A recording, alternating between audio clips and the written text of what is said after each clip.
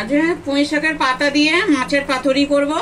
তার জন্য পুঁই শাকের পাতা নিয়েছি, পাতাগুলো ভালো করে মুখটা কেটে ধুয়ে নিয়েছি। আর মাছ নিয়েছি, প্রথমে মাছে নুন হলুদ মাখিয়ে নেব। একটুখানি লেবু চিপে দিচ্ছি। লেবু চিপে দিলে আঁশটা নিয়ে গন্ধ বেরোবে না, কারণ মাছটা খুব বেশি কড়া করে ভাজবো না, একদম হালকা ভাজবো।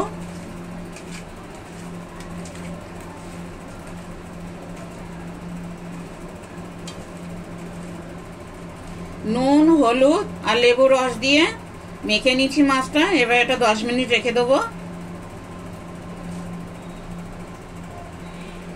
10 মিনিট হয়ে গেছে। নুন হলুদ আর লেবু রস দিয়ে মাখিয়েছিলাম। এবার মাছটা ভেজে নেব।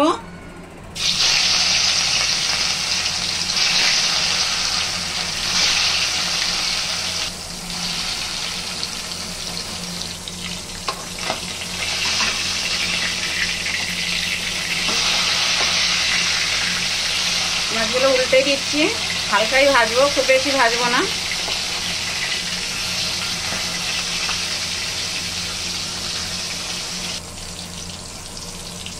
মাছগুলো ভাজা হয়ে গেছে, তুলে নিচ্ছি।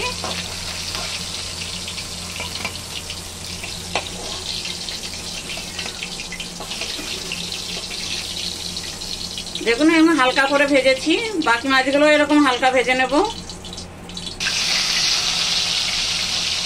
মাছগুলো সব ভেজে নিয়েছি।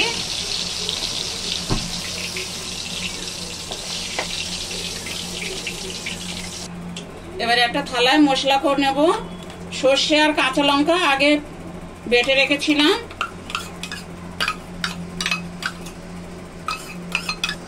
2 চামচ নারকেলের গুঁড়ো দিচ্ছি। 2 চামচ দই নিয়েছি, দইটা খুব ভালো করে ফাটিয়ে নিয়েছি আগে। সর্ষের মধ্যে দইটাও দিয়ে দিলাম। দই, সর্ষে,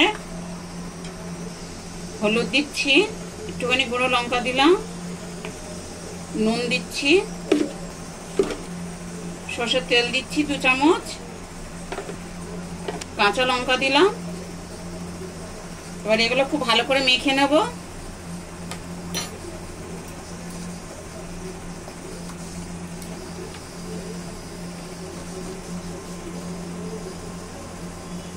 যে মাছটা ভেজে নিয়েছিলাম হালকা, এবারে মাছটাও দিয়ে দেবো এর মধ্যে। মাছটা আর মশলাটাও ভালো করে মাখিয়ে নেব।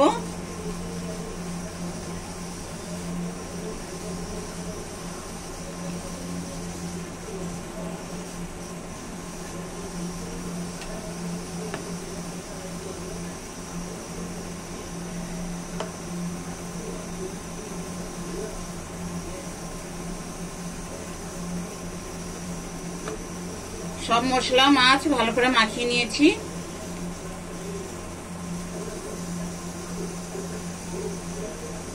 এবার 2 মিনিট রেখে দেবো। এটা 2 মিনিট মেখে রেখেছিলাম। এবার রেসিপিটা করবো। যে পুঁই শাকের পাতা নিয়েছি,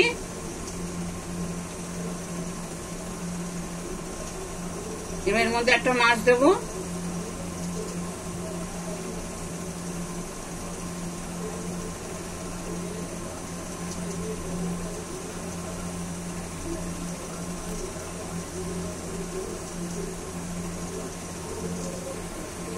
দিয়ে এরকম ভাবে মুড়ে নিয়েছি।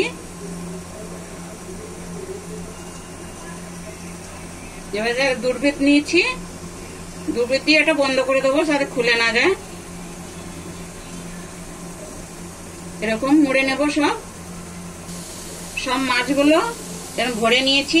পুঁই শাকের পাতার মধ্যে দুর্ভিত দিয়ে দিয়েছি। যে মাছ ভেজেছিলাম ওই তেলের মধ্যে এবার এটা দেবো।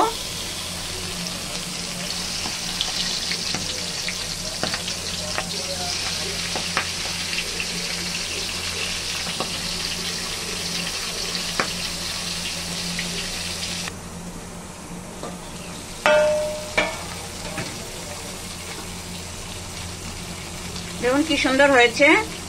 এবার এগুলো আস্তে আস্তে উল্টে দেবো, কারণ ভেঙে যাওয়ার ভয় থাকে।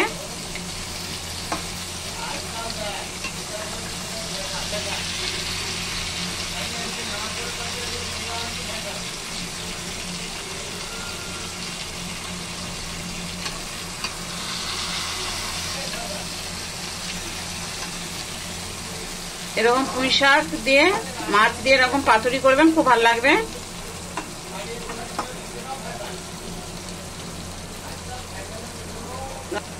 মা উল্টে দিয়েছি, আবার 10 মিনিট ঢেকে আবার বানিয়ে নেবো এরকম। আমাদের পুঁই শাক দিয়ে মাছের পাতুরি হয়ে গেছে, এবার নামিয়ে নেব। দেখুন এরকম ভাবে হয়েছে।